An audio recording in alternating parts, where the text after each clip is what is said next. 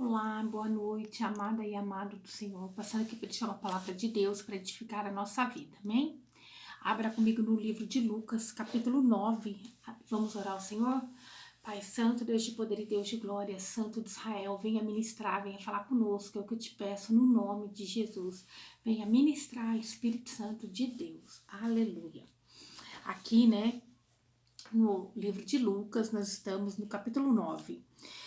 Fala aqui sobre a missão dos 12, né? Quando Jesus enviou os 12 discípulos, eu vou ler para vocês, amém? E convocando os seus 12 discípulos, deu-lhe virtude e poder sobre todos os demônios para curar enfermidades. E enviou-os para pregar o reino de Deus e curar os enfermos. E disse-lhe: Nada leveis convosco para o caminho, nem bordões, nem alforjes, nem pão, nem dinheiro, nem tenhais duas vestes. E em qualquer casa em que entrar, ficai ali, e de lá saireis. E se em qualquer cidade vos não receberem, saindo vós dali, sacudi o pó dos vossos pés em testemunho contra eles. E saindo eles, percorreram todas as aldeias, anunciando o evangelho e fazendo curas por toda parte. Então aqui Jesus deu uma ordem para os discípulos, né, irem e pregar o reino de Deus, pregar o evangelho. E aonde eles não fossem recebidos, era para eles, né, sacudir a poeira dos pés, ali em sinal de testemunho contra eles. Que todo aquele que rejeita Jesus, nós não temos que insistir, né, que quem convence é o Espírito Santo de Deus. A gente leva a palavra para aquele que quer. Amém? Eu creio que se você está aí desse outro lado, é porque você quer aprender mais a respeito de Jesus, assim como eu. Todos os dias nós estamos aprendendo. Amém? Aí Herodes, o tetrarca e João, né? Daí aqui fala de Herodes, que ouviu falar de Jesus, e ele ficou na dúvida se era Jesus ou se João tinha ressuscitado, né? Dos mortos, porque ele tinha mandado matar João.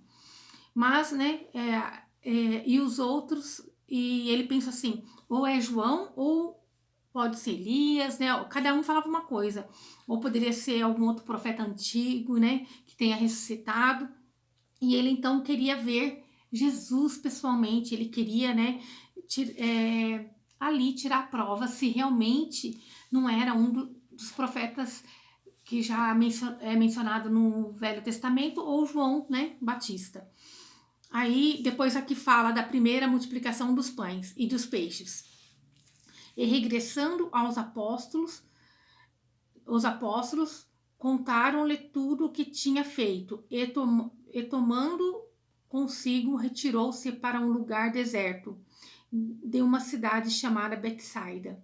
E sabendo, a multidão o seguiu. E ele o recebeu e falava-lhes do reino de Deus, e sarava os que necessitavam de cura.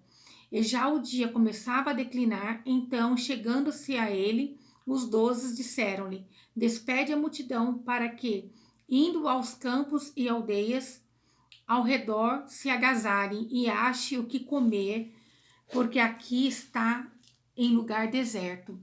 Mas ele lhe disse: Dai-lhe vós de comer.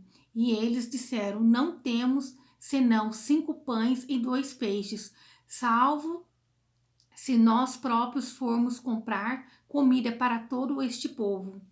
Né? Aqui os discípulos estavam preocupados, porque Jesus, né, tinha se retirado para um lugar deserto e a multidão foi atrás para ouvir a palavra do Senhor.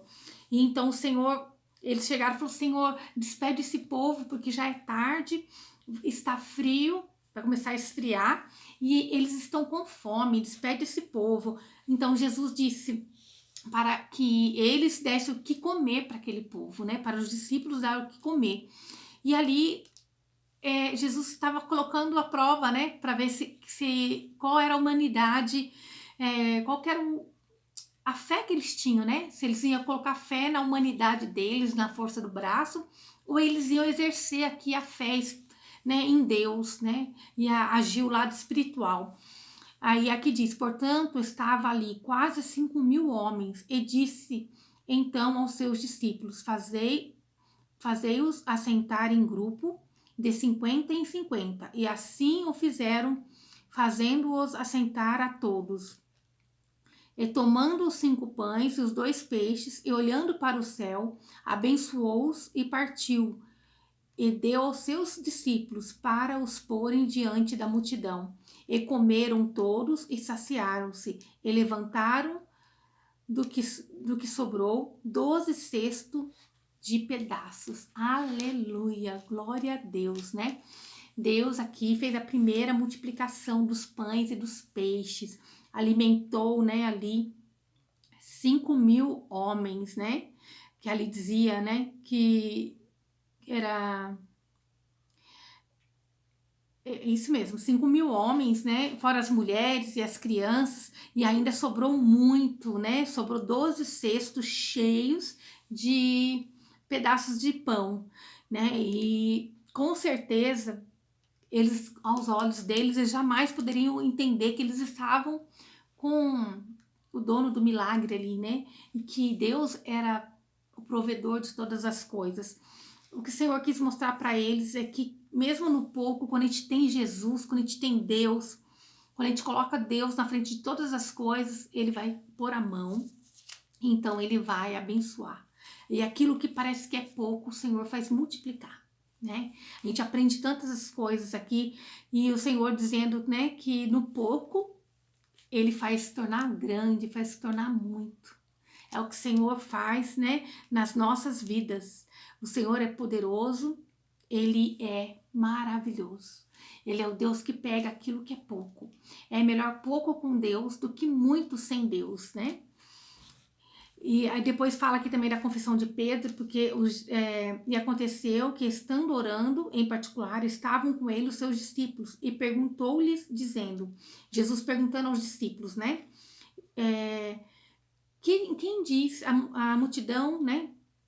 Quem diz a multidão que eu sou, né? O que a multidão fala a meu respeito? Jesus estava dizendo, né? Eles pensam que eu sou quem? Aí eles disseram, alguns dizem que o senhor é João Batista, outros acham que é Elias, outros acham que você é um dos profetas antigos.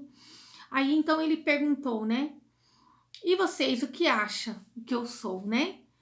E respondendo, Pedro disse, o Cristo de Deus, né? O Messias, o enviado de Deus. Então aqui ele estava, Pedro, fazendo uma confissão, que ele reconhecia que Jesus era Deus, né? E aí cada um deve levar a sua cruz também, né? E dizia a todos, se alguém quer vir após mim, negue a si mesmo e tome cada dia a sua cruz e siga-me. Porque qualquer que quiser salvar a sua vida, perdê-la-á. Mas qualquer que por amor de mim perder a sua vida, salvar-se-á. Porque que proveito o homem granjeia no mundo todo, perdendo-se ou prejudicando-se a si mesmo, né? Porque qualquer que de mim e das minhas palavras se envergonhar, dele envergonhará o Filho do Homem, quando vier na sua glória e na do Pai e dos santos anjos. E em verdade vos digo que dos que estão aqui há que não verão a morte até que vejam o reino de Deus. Aleluia, né? Então aqui quando Jesus diz, aquele, né, se alguém quiser vir após mim, negue-se a si mesmo, né, e tome a tua cruz. E essa cruz é quem? Não é o fardo, não é a tristeza, não é a dor, não é a doença, não. A cruz é Jesus. A cruz é aquilo que você confessou com a tua boca, Jesus, o teu Salvador. Ele é suficiente para você. Toma ele e vai. Ele tem que estar contigo. Você não pode largar a cruz de Jesus. Mas não é a doença. Não é que nem as pessoas pensam, você vai carregar o fardo, né? Aquilo que já deu errado, né? O filho na droga, não. Você vai exercer a tua fé em nome de Jesus e vai vencer. Você vai orar no nome de Jesus e seu filho vai ser liberto. Você vai repreender no nome de Jesus e o mal vai cair por terra. Você vai orar e decretar cura no nome de Jesus e a doença vai desaparecer. É essa cruz que nós temos que tomar. É ela que é nosso escudo, É ela que é a nossa salvação, é a nossa cura, é o nosso conforto, é a cruz de Jesus. E muitas vezes por causa da cruz, né, de Jesus de Nazaré, nós seremos rejeitados, né? Nós vamos enfrentar batalhas espirituais, vamos enfrentar ali as hostes espirituais da maldade, porque quando aceitamos Jesus, nós aceitamos o Criador, aquele que fez o céu e a terra. E o inimigo da nossa alma, ele foi excluído de tudo isso que é bom, porque ele quis ser igual a Deus. Então, ele foi excluído, foi banido, né?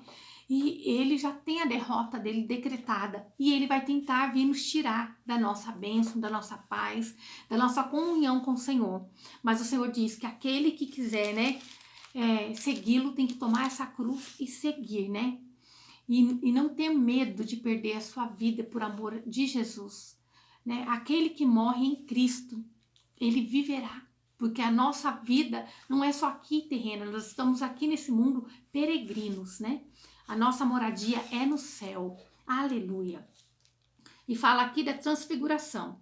E aconteceu que quase 8 dias depois dessas palavras, tomou consigo Pedro, João e Tiago, subiu ao monte orar. Estando ele orando, transfigurou-se a aparência do seu rosto, e as suas vestes ficaram brancas e muito resplandecentes. E eis que estavam falando com ele 2 varões, que eram Moisés e Elias, os quais apareceram em glória e falaram da sua morte, a qual havia de cumprir-se em Jerusalém. E Pedro e os que estavam com ele estavam carregados de sono. Quando despertaram, viram a sua glória e aqueles 2 varões que estavam com ele. E aconteceu que, quando aqueles apartaram-se dele, disse Pedro: Jesus, mestre, bom é que estejamos aqui e façamos 3 tendas, uma para ti, uma para Moisés e uma para Elias, não sabendo o que diziam. E dizendo ele isso, veio uma nuvem que os cobriu com a sua sombra. E entrando ele na nuvem, temeram. E saiu da nuvem uma voz que dizia: Este é o meu filho amado, a ele ouvi.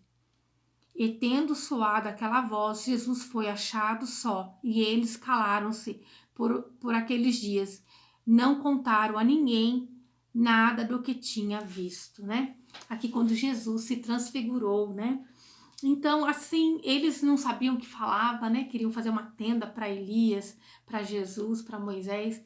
Mas não, ali eles viram a glória de Deus, foi revelado em parte, né? Não totalmente para eles a glória do Senhor.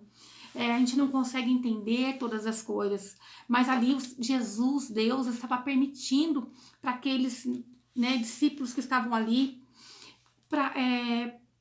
estava permitindo para eles sentirem um pouquinho do sobrenatural, do mundo espiritual, do que tinha, né, reservado e o que tem reservado para nós em outro plano.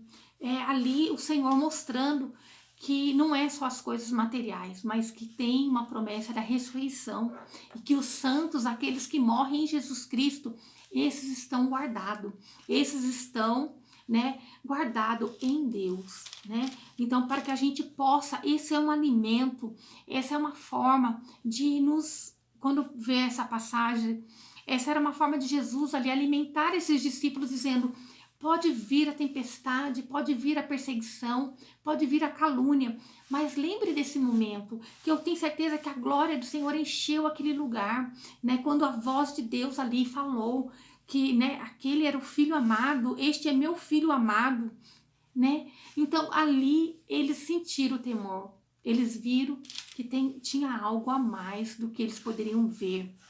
Aleluia. Aí fala da cura de um jovem lunático. E aconteceu no dia seguinte que, descendo eles do monte, lhe saiu ao encontro uma grande multidão. E eis que um homem da multidão clamou, dizendo: Mestre, peço-te que olhes para o meu filho, porque é o único que tenho.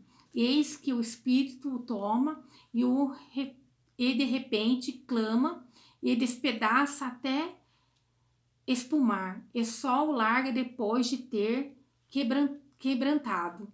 E roguei aos teus discípulos que o expulsasse, e não puderam. E Jesus respondendo disse: Ó geração incrédula e perversa, até quando estarei convosco, e vós sofrereis? Trazei-me cá o teu filho.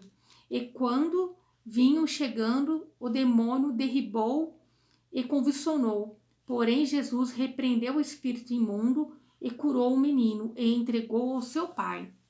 E todos pasmavam da majestade de Deus e maravilhando-se todos de todas as coisas que Jesus fazia, disse aos seus discípulos: Pode vós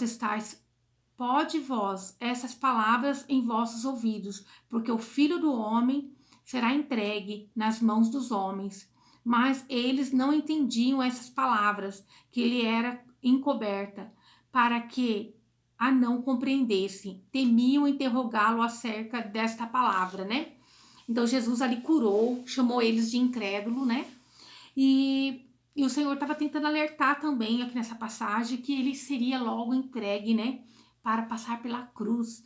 Mas eles amavam tanto Jesus que eles queriam mais ou menos que fingir que não estavam ouvindo. Mas Jesus estava dando um sinal. Aleluia. O amor, o maior no reino dos céus. E suscitou-se entre eles uma discussão sobre qual deles seria maior.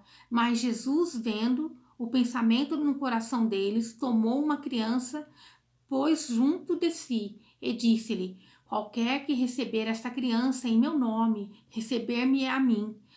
A qualquer que me receber a mim, recebe o que me enviou. Porque aquele que entre vós todos for o menor, esse mesmo é grande. Né? Aquele que quer ser o maior tem que ser o menor, tem que ser como uma criança. Jesus usou uma criança ali. Por quê?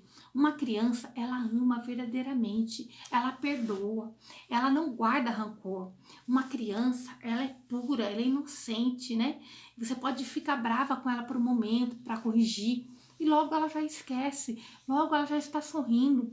Ela não olha a cor, não olha a raça, ela não olha a deficiência de ninguém. Ela nasceu pura para amar. Então Jesus está dizendo que a gente tem que se fazer igual uma criança, perdoar, né? Amar, ser inocente. Aleluia. E a gente está caminhando para aprender todos os dias a ser como uma criança, né? Aleluia. E quem não é contra nós é por nós. E respondendo João disse: Mestre, vimos um que em teu nome expulsa os demônios. E lhe proibimos, porque não te segue conosco. E Jesus disse: Não o proibais, porque quem não é contra nós é por nós, né? Então Jesus dizendo ali, aquele que faz a obra no nome de Jesus, né? Não vá contra ele, né? Quem não é contra nós é por nós. Então, se está fazendo no nome de Jesus, deixa fazer a obra. Cada um do seu jeitinho, da tua forma. Então, desde aquela época, Jesus já estava ensinando um respeitar o outro, né? Que é tudo em uma única direção, para o reino de Deus, alcançar alma, que seja uma, mas é para o reino de Deus. Aleluia. Você pode estar alcançando uma alma, mas se é no nome de Jesus, você está fazendo uma grande obra, porque uma alma tem um preço valioso para Deus. Aleluia. Os samaritanos não recebem a Jesus. E aconteceu que, completando seus dias para sua assunção, manifestou o firme propósito de ir a Jerusalém, e mandou mensageiros diante da sua face, e indo eles, entraram em uma aldeia de samaritanos, para lhe preparar a pousada, mas não o receberam, porque o seu aspecto era como de quem ia a Jerusalém. E os discípulos, Tiago e João, vendo isto, disseram: Senhor, queres que digamos que desça fogo do céu e consuma com Elias, como Elias também fez? Voltando-se, porém, repreendeu-os e disse: Vós não sabeis de que espírito sois? Porque o Filho do Homem não veio para destruir as almas dos homens, mas para salvá-las. E foram para outra aldeia. Aleluia. Né? Então aqui, como eles não aceitaram, rejeitaram Jesus ali, né? Os samaritanos não aceitaram ele em Samaria. os discípulos Tiago e João, ele falou, quer que a gente ore e mande fogo do céu para destruir, né, esse povo, essa cidade? Então Jesus disse, vocês por acaso não sabem de que espírito vocês são, né? Porque o Espírito de Deus é amor, é alegria, é perdão. E então ele disse assim, olha, o Filho do Homem não veio para destruir as almas, mas para salvá-las, né? Então Jesus, ele veio para salvar. Ele veio para resgatar da mão do maligno. Aleluia. Né? Eu sei que às vezes é difícil. A gente tem que vigiar para que na hora da nossa ira a gente não peque. A gente pode até ficar irado, mas não pode pecar. Aleluia. Nós temos que vigiar, pedir para Deus curar, libertar. Aquele que nos afronta, que o Senhor alcance, que o Senhor transforme, que o Senhor use. Aleluia. E que assim como nós um dia estávamos num mundo perdido, clamando, né, pela misericórdia do Senhor. Muitas das vezes nem conhecíamos esse Deus. Muitas das vezes a gente só estava no mundo de amargura, alimentando o fel, né, que estava na nossa alma, ali com nossos problemas pessoais, ali no fundo do poço, às vezes com um casamento destruído, doente, precisando de uma libertação, com aquela dor na alma, né? Com a alma ferida, com muitas coisas que já vêm desde criança. E o Senhor veio, resgatou, curou, libertou, deu um banho de misericórdia e começou a usar. Então assim nós temos que orar para que Deus alcance todos aqueles que estão no mundo. Aleluia. Acerca dos que seguem a Jesus. E aconteceu que indo eles pelo caminho, lhe disse um, Senhor, seguir-te-ei para onde quer que fores. E disse-lhe Jesus, as raposas têm covis e as aves do céu ninhos, mas o Filho do Homem não tem onde reclinar a cabeça. E disse o outro, segue-me. Mas ele respondeu, Senhor, deixa que eu primeiro vá e enterrar o meu pai. Mas Jesus lhe disse, deixa os mortos enterrar os seus mortos, porém tu vai e anuncia o reino de Deus. E disse também a outro, Senhor, eu te seguirei, mas deixa-me despedir primeiro dos que estão na minha casa. E Jesus disse-lhe, ninguém que lança a mão do arado e olhe para trás é apto para o reino de Deus. Aqui, né, quando Jesus disse, deixa que os mortos enterrem seus mortos. Aqui é que ele estava dizendo que aqueles que não creram em Jesus ou rejeitaram, ou morreram sem aceitar esse Jesus, rejeitaram mesmo, né? Não quiseram. Era uma forma de você estar dizendo assim que morreu espiritualmente. Então ele disse, olha, deixa que os mortos enterrem seus mortos, mas você vá e você vai anunciar o reino de Deus. E o reino de Deus é o quê? Ainda que aquele que morra, ele viverá. Esse é o reino de Deus. Esse é o galardão do que crê em Jesus, que crê em Deus. Mesmo que ele morra, ele viverá. Porque aqui nesse mundo estamos nessa carcaça, mas nós temos uma promessa, né, de um lar eterno, né? Nós temos a promessa que Jesus vai voltar, vai nos resgatar. Nós vamos viver com o Rei. Aleluia. Esse foi o capítulo 9, né, de Lucas. Eu creio que Deus está falando conosco todos os dias. Eu quero que você continue, né? Continue aí, que você lê, que você tome posse de tudo aquilo que Jesus fez. Uma palavra, tenho certeza que alguma palavra aqui serviu para você, né? A Bíblia sempre vai falar conosco. E eu creio que o Senhor está dizendo, assim como ele multiplicou os pães, ele vai multiplicar na tua vida. Assim como ele libertou, né, aquele menino lunático, ele vai te libertar. Ele está dando instrução de como que você vai crescer espiritualmente, sendo menor, se humilhando diante do Senhor, sendo como uma criança.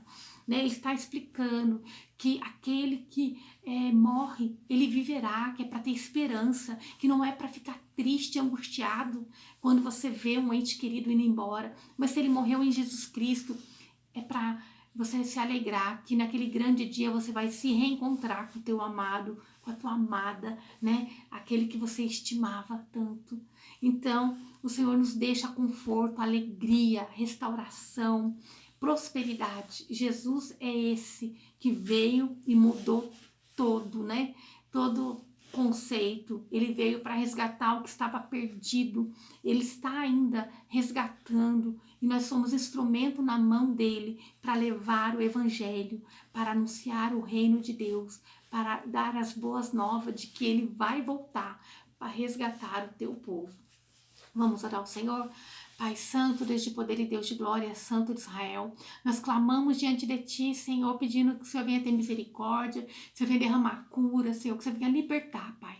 Abre porta, Pai, aonde que não tem porta, Senhor. Entra com a providência, Senhor. Multiplica, Senhor. Abre, Senhor Jesus, uma porta nova, Senhor. Senhor Jesus, levanta o fraco abatido, liberta aquele que precisa de libertação. Derrama cura, Pai, aonde que o diagnóstico do médico diz que não vai ter cura, que não tem jeito, mas nós cremos num Deus do impossível, nós cremos num Deus, Senhor, que aos nossos olhos a gente pode não ver saída, mas Ele é a saída, Ele é a porta, Ele é o nosso pastor, o Senhor é o nosso pastor, Senhor, aquele que veio, passou pela cruz, Senhor, para nos resgatar, o Deus de milagre que era ontem, é hoje e será eternamente. Senhor, nós tomamos posse, Pai, de todas as bênçãos, das curas, dos milagres, Pai, no Teu nome nós pedimos, derrama cura, Pai, sobre essa vida, derrama cura, Senhor, na alma, no coração, Pai, no corpo físico, Pai, restaura a vida do Teu servo, da Tua serva, do Teu filho, da Tua filha, Pai, vai repreender a fúria do inimigo, Senhor, é o que eu te peço no nome de Jesus, Pai, passa um bálsamo no coração ferido, restitui casamento, Pai, repreende a fúria do inimigo, Pai, protege os filhos, Senhor, é o que eu te peço no nome de Jesus. Que o Senhor te abençoe e te guarde e faça o rosto dele resplandecer sobre você e que ele te traga paz, a paz que excede todo entendimento humano. Glória a Deus, aleluia.